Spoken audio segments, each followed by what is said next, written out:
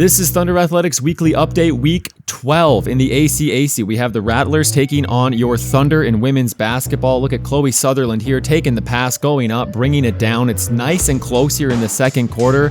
Thankfully, the Thunder have something to say about that. Here's a steal on the next possession. Easy layup. Thunder start the commanding lead, and they do not look back. Take a look at that score as JC May pulls up for three, making it look easy. At a B, kid. Now 47-27, still in the second quarter. This game got away from the Rattlers a little bit as a nice mid-range jumper goes there for the Thunder. In the fourth quarter, you see now the score. The spread is alive. And it is Haley Cleland getting the hoop and the harm. And that will pretty much be the nail in the coffin for the Rattlers. The Concordia University of Edmonton Thunder taking it 73-65. And now moving on to the men's side. It's the same teams on the same court, and it's going to be the same result as the Thunder come out swinging. First possession here, dish it out to Kyler Duca.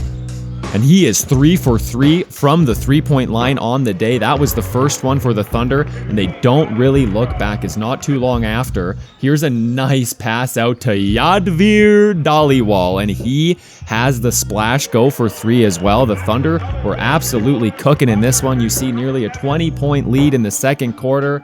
Are we going to make it a 20-point lead?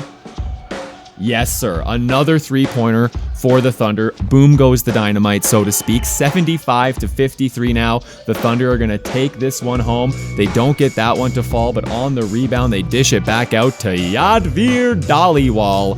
An absolute clutch performance. The Thunder take it by 20. And some road games to tell you about as volleyball was in action against Medicine Hat as well. Unfortunately, both of those teams lost, not in straight sets for the men as they took one off. And on to hockey, where the Thunder beat the Nate Ooks 7-4 on the road game for Friday, leading us to Saturday night's exciting game at Silent Ice Center. Let's take a listen to hear what Dallin Wilton had to say pregame. Joined here now at the Silent Ice Arena with Thunder forward Dallin Wilton. Had 2 goals in the third period to edge Nate in a 7-4 victory. What do you want to see from the team here today to have another W? The exact same thing we did last night. We were hard on their defense. We were getting pucks in. And also we just played a solid, tough game as a team. We were protecting each other, and, we just got to follow that up tonight again. I can't speak for everyone, but for me, it stays the same. No matter what rink I am in, I got a routine. I stick by. I'm sure every other guy does too. But, this is a beautiful facility. It's great that we get to play here twice this year. But honestly, nothing changes. You just find ways to adapt. I guess we could say we're two teams that hate each other. So it's going to be rough. We know that. And I think we love that kind of game. That's our strength right there. And the physical play started early. Reed, off the opening draw, wins it back to Payne Alainen, and he immediately gets into it. Nice body check thrown here. Just the next play gets the helmet knocked off. Good tone-setting play for the Thunder. Dallin Wilton trying to set the tone in a 0-0 game. First period nearly slides it in the 5-hole, but Oslin standing tall. Here now in the second period, we have Curlow. Mistake on the blue line leading to the 2-on-1. A nice little toe drag and a shelf job there. That'll make it 1-0 for the Ooks. The second period was all Ooks, unfortunately, as they will make it 2-0 on this pass in front. Drew Sims sliding a little too far. 44 in white will tap that home. And then a nice pass here. The easiest goal you may ever score. Look to the stars and be thankful for it. Thunder now on the power play in the third, down by 5. And it's Dallin Wilton giving the team some life. That one going off of his chest and in.